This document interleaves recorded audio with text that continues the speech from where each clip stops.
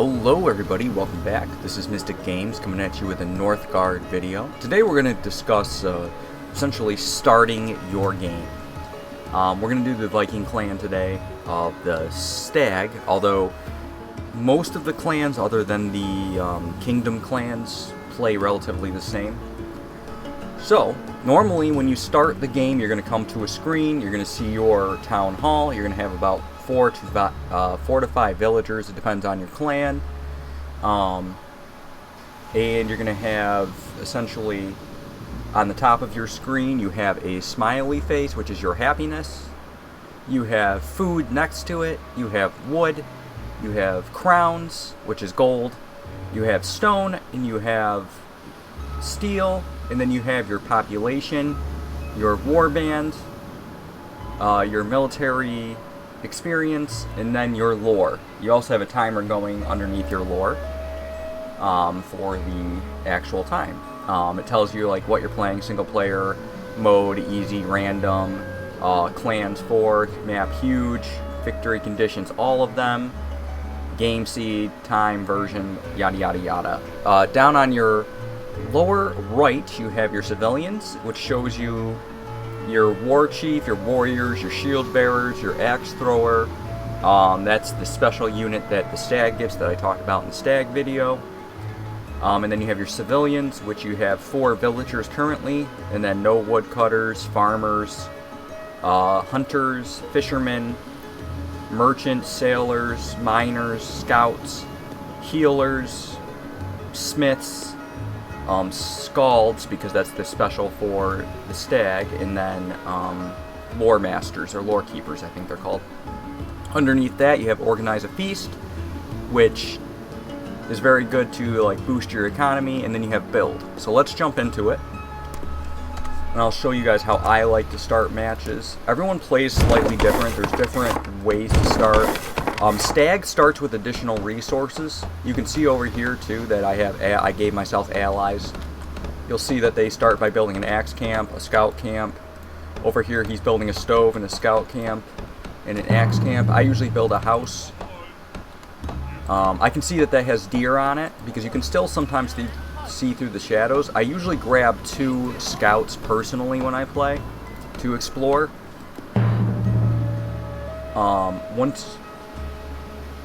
And then I kind of go zone to zone really quick with my 2 scouts, have them do it together, see what each zone is. This has a lore stone on it, or a menhir they call it. I think this has fertile fields from what I can see. Oh, sorry, not fertile field, it has a pond or a lake. This is going to have deer. This is probably my free zone, which I will take immediately. This is actually a good starting spot because you have fish here and you get deer, so it's a double food spot. It's always solid to get double food spots. We will start with hunters because hunters, I would argue, are slightly better.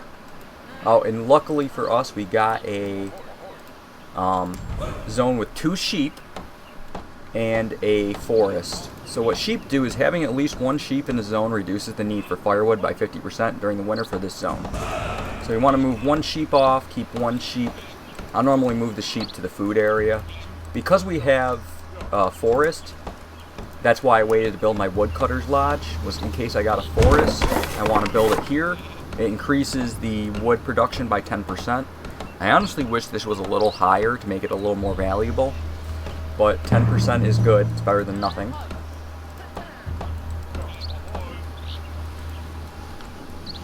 You always want to get your specialized food up and going as quick as possible, and you always want your wood up and going as quick as possible as well. I will start sending him now because he'll be ready. And it's 4.4 wood and then 8.8, so it's 4.4 wood for each woodcutter on a forest tile, where it would be only 4, I believe, if it wasn't on a forest tile. Also, another tip for this game is running your scout to the next zone makes it quicker, because otherwise he'll just walk. So you always kind of want to run him if you can. This is generally your basic setup. Then normally what I would do is I would take this zone here, because it's the next empty zone, and I would use this as a money zone. The only difference between this faction is that I will build a Hall of Scalds first normally because I tend to pick the value of great deeds first. Then I pick sharp axes, then I pick coinage, then I pick carpentry mastery, then normally I'll pick negotiations, then glory of clans, then eradication, then food preservation, and then it varies from there, but it depends on what kind of victory I'm trying to achieve. Can actually go over victories here in a second too. Let me just get this. Now, the nice thing about this clan is now I'll have extra happiness, will give me more workers, and I'll be having more income for gold that offsets my building upkeep. As you can see under crowns, building upkeep's at a 1.4. That one scald essentially cancels that out. We need to build another house as well.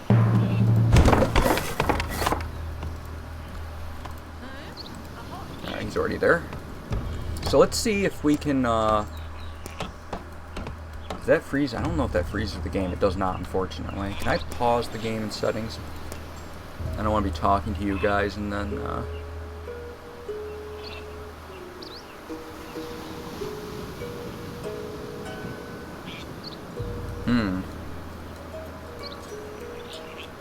Okay. There might be a way to do it, but we'll go over them quick. These are your win conditions. So you have domination, which is kill the other clans, which I made one enemy in here, so I had to delete one person to win, or one AI in this case. A fame victory requires 14 zones in this case, because it's a huge map. It requires 1,200 fame, that's usually the same, and build an altar of kings. Trade victories, focusing on economy, build a lighthouse, and get 2,000 commercial influence. Wisdom is gather lore, and then I'll have to show you guys the lore tree for that to make it more understandable. But for this victory, I'll show you what building you need. You need to have this building right here is called the Altar of Kings if you want to go with that victory style. And you need to put it down. It requires an upgraded town hall most of the time unless the map doesn't have upgrades. I'm getting a good amount of stone, which is very nice. I value stone extremely high.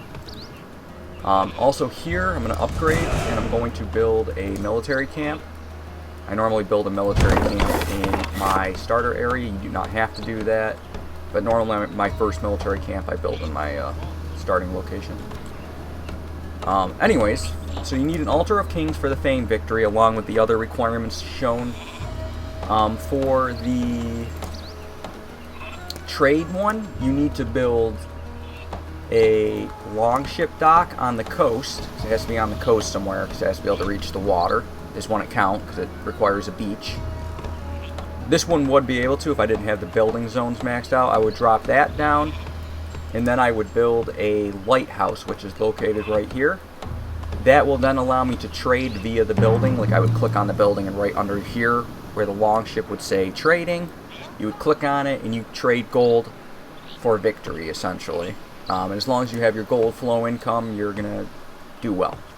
For lore, what you have to do is as you build up lore, you unlock knowledges. You have to select this, unlock the monument, and progress towards a wisdom victory, which will give you this special building, which build this building and accumulate enough lore to affirm your devotion to the gods. The closer it is to the center of the island, the quicker the influence will reach all other clans. Once built, your clan's lore production will be directed to the monument. So essentially, what that's saying is, to get a lore victory, you want to be closer to the middle. So you want to get a zone that's closer to the center of the map. And then you want to build this monument there, defend this monument generally, and all your lore, so all this stuff that you could unlock, will now be blocked and funneled into the lore victory. So that's important to know. And that's pretty much the game. But yeah, generally you have like 2 or 3 starting zones that do not have hostiles that you can use. Forests are always nice. Double food zones are always nice. This was a really good random map to generate for you guys because it showed pretty much everything I needed to show you guys without having to do additional maps. So we're going to build a fisherman's hut here. This is how you get food from here. Fishermen produce a little bit more food than a villager, but during the winter their food remains the same, so they don't get nerfed on food, which is coming right about now, so that's always good to have. Normally on my forest zones, I tend to build merchant stuff, like money, crown income, and I also build crown income over with my lore stones a lot of the time if there's nothing else there. I'll make this probably my marketplace.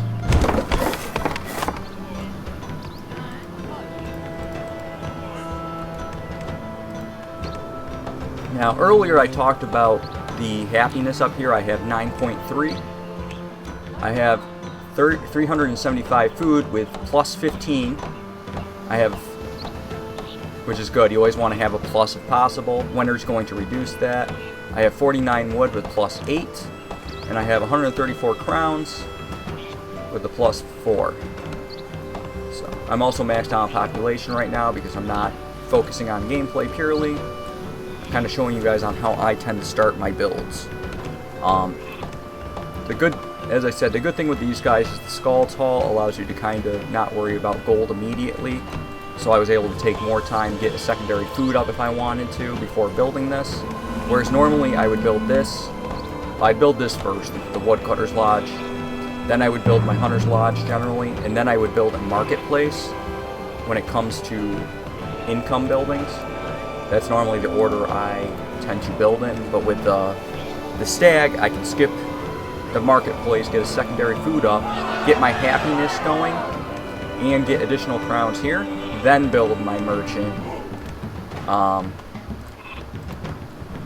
and get going there, so, yeah.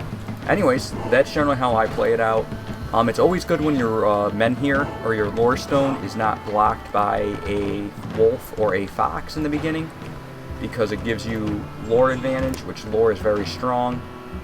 You want to get your lore up as soon as possible. I tend to rush for carpentry mastery, so that by the time I'm essentially finishing my first stone node, wherever that might be, which would be here in this territory, I'll be able to upgrade my town hall, upgrade my woodcutter's lodge. That's normally the order I go in. Then I upgrade one of my food buildings, and then I upgrade usually my marketplace. Another cool little trick that I'll show you guys, or I'm just going to kind of tell you guys, I'm not going to show you. You can build a marketplace on one spot and then build a trading post. Also, coinage is very good, so it increases your merchant's ability to produce crowns by 20%, so that's very strong, gives you more money. But what I want to show you guys real quick is, so you can build a marketplace and a trading post generally on one zone, and what they do when they upgrade is allows you to assign one more villager to this building. All merchants in the zone produce 20% more crowns. Okay? So that stacks. So if you have 2 merchants on here, you upgrade this, you actually get 20% here, 20% here, 20% here, 20% here. Great, my woodcutter's getting attacked. He should survive. I didn't build a healer's hut, I actually forgot to do that. But essentially what I'm getting at is you can increase this one by 20%, and then if you get enough resources, you can then upgrade this one and gain 40% crowns. And if you have coinage, that's 60% crowns. You can have 3 or 6 merchants on one zone producing like plus 160% crowns all at once, and it's very, very good. So you really only normally will need one zone for crown production. Just make sure you defend it if you go that route, because obviously if you're playing harder AI or you're playing against a human and they take out your crown production, it will literally destroy your whole economy and you will just lose. So that's good to know. Also, normally when I build my healer's hut, I like to build my healer's hut with my food slot, or one of my food slots anyways, so I'm going to build it up here. But that's pretty much it. So at this point in the game, I would build a... I'm actually playing very slow. Normally I would have already done this. I would have built a axe thrower. I would have sent him over here, killed the wolf, took this zone, and started mining by the... Normally in winter I'm mining. I usually have a miner for winter.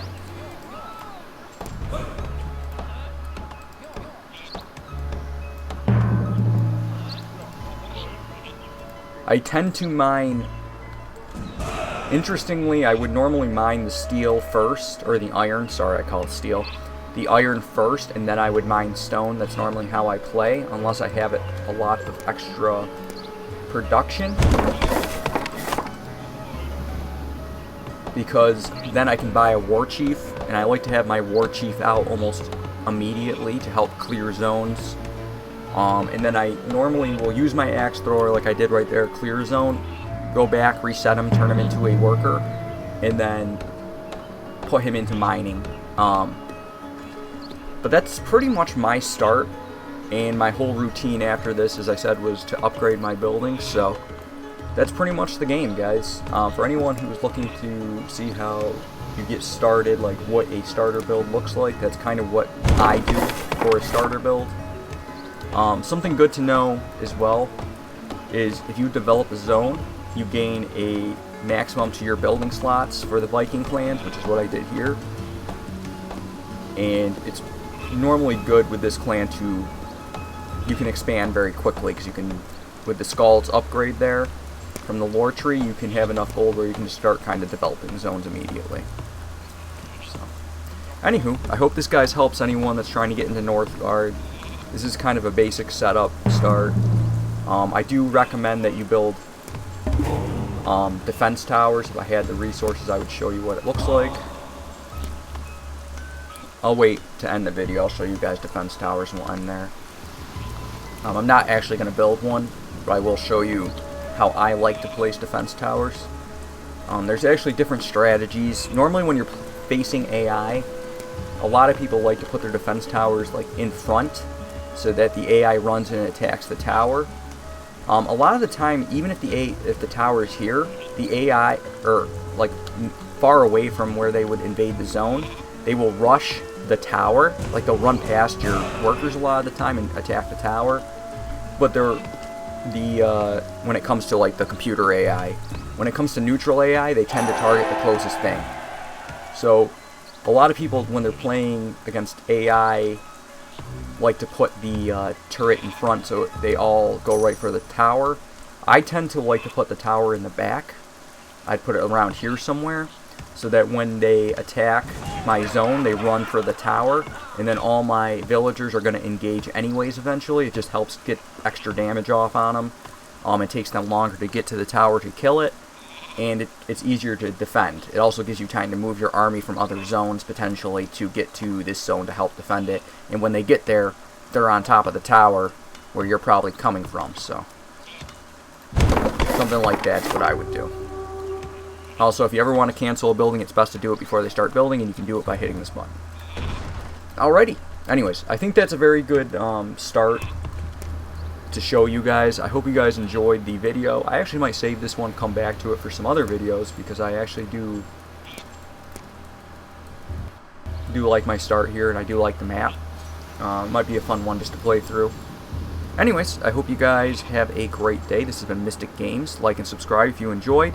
Tell me what your favorite clans are. Tell me if this helped you guys, get your start. I will add one thing.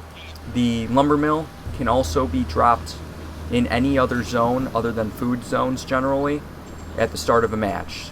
So if you don't get forest, you could drop it in your main zone, or you could drop it in one of the side zones like where you do gold. It won't take up a slot that you need generally.